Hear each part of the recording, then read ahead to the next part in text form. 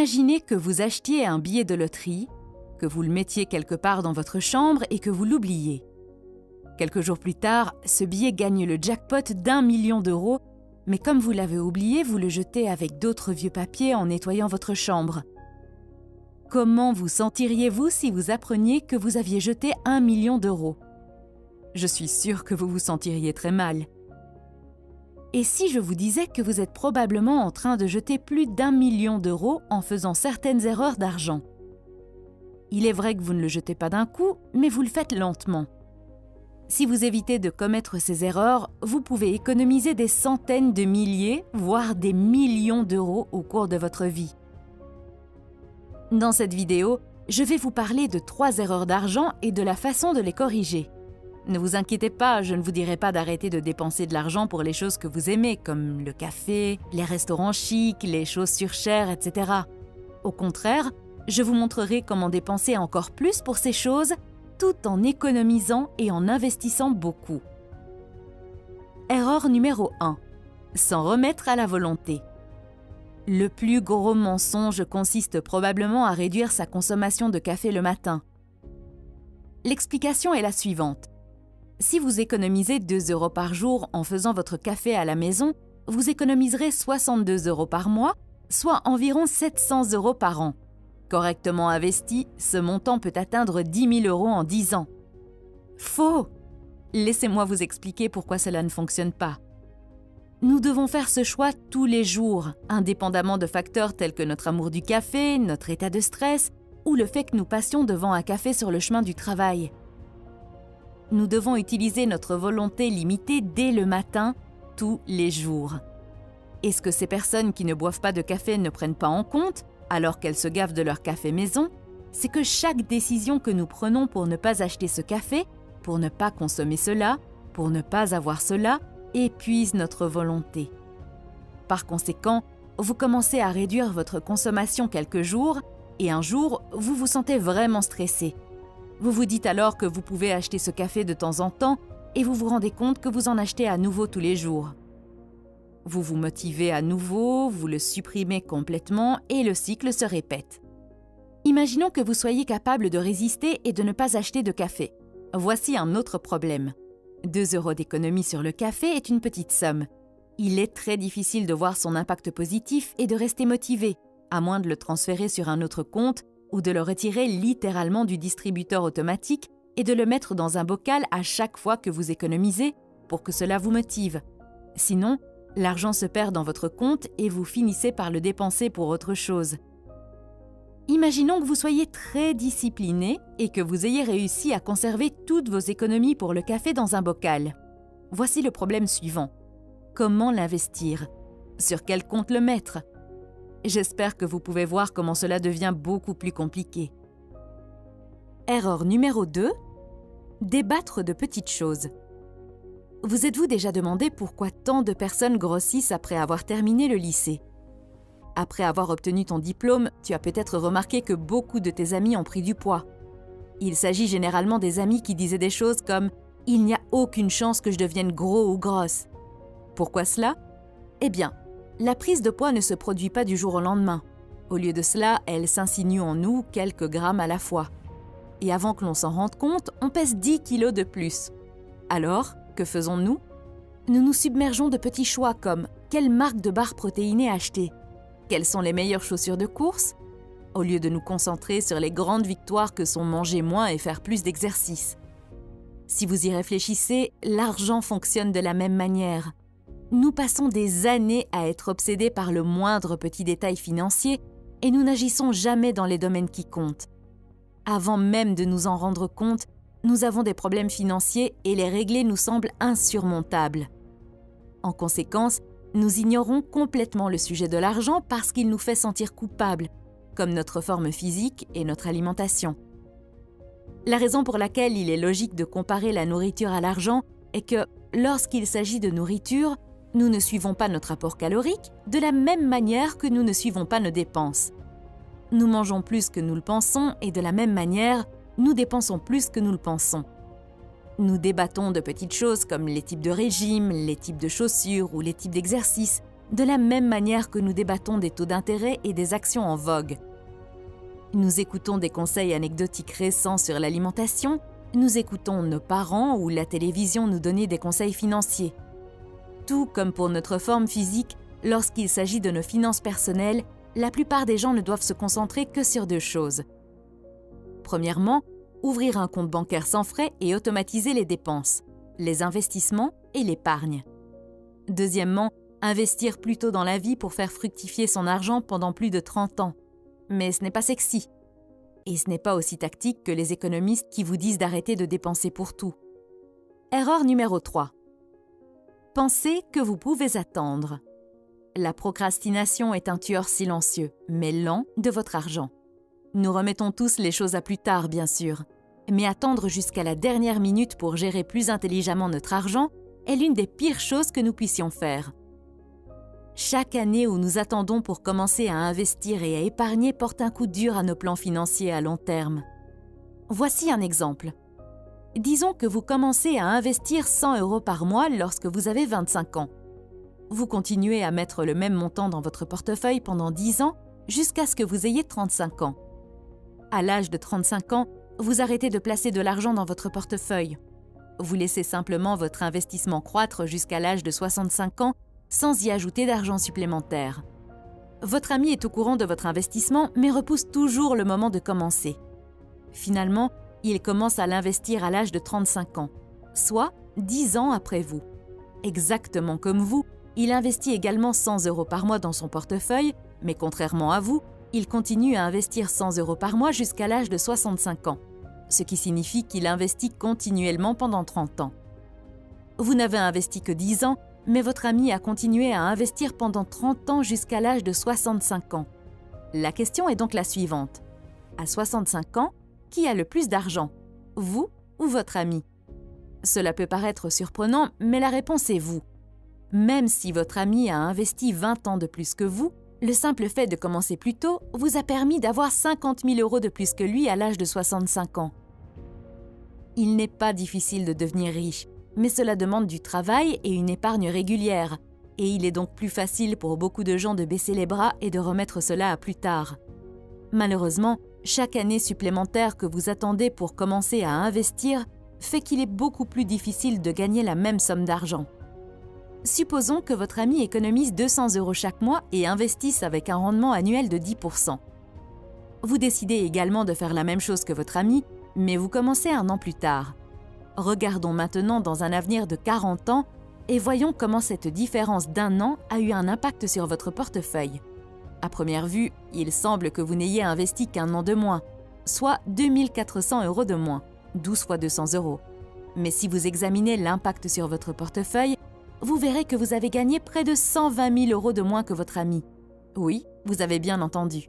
Le fait de commencer 1 an plus tard vous a fait gagner 120 000 € de moins, alors ne vous contentez pas de dire que ce n'est qu'1 an ou que ce n'est que 2 400 €. Maintenant, vous êtes probablement en train de dire « Ok, j'en ai entendu assez sur les erreurs. Pouvez-vous me dire maintenant ce qui fonctionne en matière d'épargne et d'investissement ?» La réponse est automatiser et construire un système qui épargne, investit et paie vos factures pendant votre sommeil. Je vous expliquerai cela plus en détail dans un moment, mais pour l'instant, gardez à l'esprit que si vous suivez les étapes que je vais vous décrire, vous serez en avance sur 99% des gens. Vous obtiendrez 3 grands avantages. Numéro 1, votre comportement de dépense, d'épargne et d'investissement sera automatisé. 2, vous n'aurez pas à vous forcer. 3, tout votre argent ira là où il est censé aller, automatiquement. La principale raison pour laquelle nous ne pouvons pas épargner et investir comme nous le souhaitons est le trop grand nombre de choix auxquels nous sommes confrontés chaque jour. L'automatisation est la solution pour réduire les choix et dominer votre argent. Pensez à la vingtaine de décisions financières que vous devez prendre chaque jour. Devriez-vous épargner davantage? Que devez-vous réduire? Qu'en est-il des investissements, immobiliers, actions ou fonds indiciels? Rembourser une dette? Avez-vous envoyé le paiement à temps? Est-il temps de rééquilibrer votre portefeuille? Etc. Face à un nombre écrasant de choix, la plupart des gens réagissent de la même manière. Ils ne font rien. Comme l'explique Barry Schwartz dans son livre intitulé « Le paradoxe du choix », plus nous sommes confrontés à des choix, moins nous sommes susceptibles d'agir. De nombreuses personnes pensent que les finances personnelles ne sont qu'une question de volonté. L'idée est la suivante. Si je fais des efforts, je commencerai à épargner davantage, je rembourserai mes dettes, je tiendrai un budget, j'arrêterai de dépenser davantage, je commencerai à investir. Malheureusement, quelle que soit la force de votre volonté, vous ne serez pas en mesure de faire tout cela. Mettre de l'argent sur notre compte d'épargne chaque mois est douloureux. Tout comme la réduction des cafés, vous pouvez le faire 1 ou 2 fois, mais si vous devez prendre cette décision à chaque paie, vous vous mettez dans une situation d'échec. C'est pourquoi l'automatisation est essentielle pour réussir à prendre le contrôle de nos finances. La beauté de l'automatisation est que vous devez prendre une décision une fois et la maintenir avec un petit effort. Pour montrer à quoi ressemble l'automatisation, prenons l'exemple d'Alex et de son système. Alex est payé le 15 de chaque mois. Son employeur déduit automatiquement 5% de son salaire et le place sur son compte de retraite. Les 95% restants du chèque de paie d'Alex sont versés sur son compte courant. Environ 2 jours plus tard, le 17, son flux monétaire automatique commence à transférer de l'argent depuis son compte courant. Son compte d'investissement prélève 5% pour lui-même, son compte d'épargne prend encore 5%. Maintenant, 85% de l'argent d'Alex reste sur son compte courant. Un jour plus tard, le 18 du mois, son système paie automatiquement ses coûts fixes comme Netflix, les charges, le prêt, l'assurance et transfère automatiquement de l'argent pour ses factures de carte de crédit. À ce stade, l'argent qui reste sur son compte est utilisé pour dépenser sans culpabilité. C'est l'argent du plaisir. Comme toutes les choses importantes sont prises en charge automatiquement, Alex peut l'utiliser pour tout ce qu'il veut. Alex aime faire la fête et acheter des chaussures.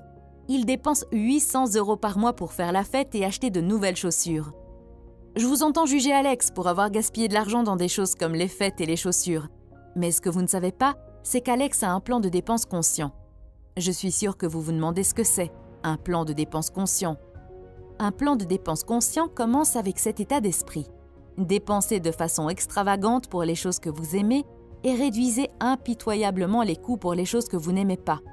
Je répète, dépensez de façon extravagante pour les choses que vous aimez et réduisez impitoyablement les coûts pour les choses que vous n'aimez pas. Alex vit dans un quartier très bon marché, dans un tout petit appartement. Pour lui, un appartement n'est pas important puisqu'il est célibataire et qu'il passe la plupart de son temps au travail. Il ne paie pas non plus d'abonnement à une salle de sport. Il préfère courir dans le parc plutôt que de s'entraîner à la salle de sport. En d'autres termes, Alex a identifié les choses les moins importantes pour lui et a réduit impitoyablement les coûts qui y sont liés. Il a utilisé cet argent pour des choses qu'il aime, comme la fête. Vu de l'extérieur, il peut passer pour un type qui n'est pas responsable de son argent à cause de ses dépenses en soirée et en chaussures, mais en réalité, il est en avance sur la majorité des gens. Le plus gros problème est que la plupart des gens ne décident pas de ce qui est important pour eux et de ce qui ne l'est pas. La plupart d'entre nous ne réfléchissent pas consciemment à leurs dépenses. Nous ne regardons pas l'avenir et ne planifions pas la destination de notre argent. Nous traversons généralement la vie en faisant n'importe quoi et nous voyons nos habitudes de dépenses dans les factures que nous recevons à la fin du mois. Ainsi, à la fin du mois, Alex a passé moins de 2 heures à surveiller ses finances, mais il a investi 10%, économisé 5%, payé toutes ses factures à temps, remboursé sa carte de crédit et fait des dépenses extravagantes pour les choses qu'il aime sans se sentir coupable. Si vous êtes intéressé par l'automatisation et la création d'un plan de dépenses conscient, voici une formule en 2 étapes. Tout d'abord, catégorisez vos dépenses. La catégorisation recommandée peut ressembler à ceci. Catégorie 1, coûts fixes. 50 à 60% de votre revenu net devrait généralement être consacré aux coûts fixes. Ce sont des choses comme votre loyer, votre hypothèque, les services publics, etc. Catégorie 2, investissement.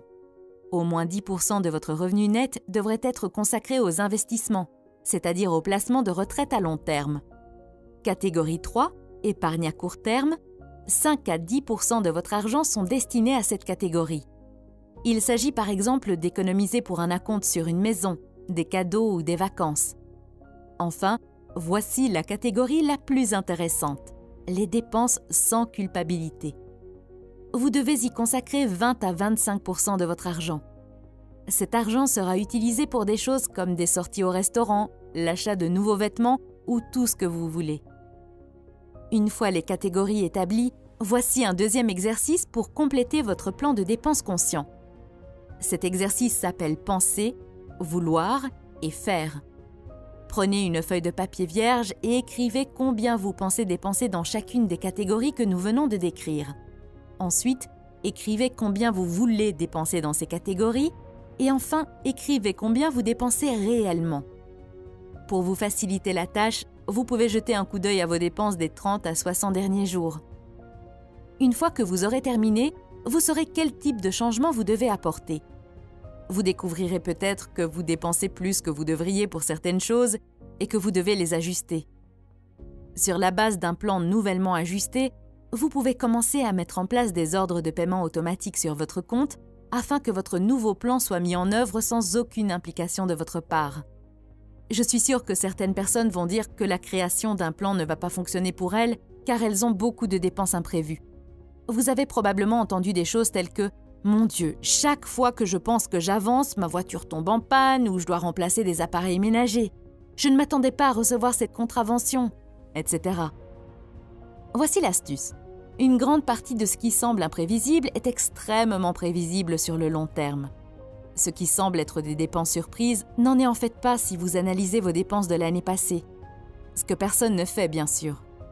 Par exemple, cette réparation surprise de la voiture, elle peut ne pas avoir lieu le même mois, mais chaque année, vous dépensez en moyenne environ 400 € en réparation de voiture.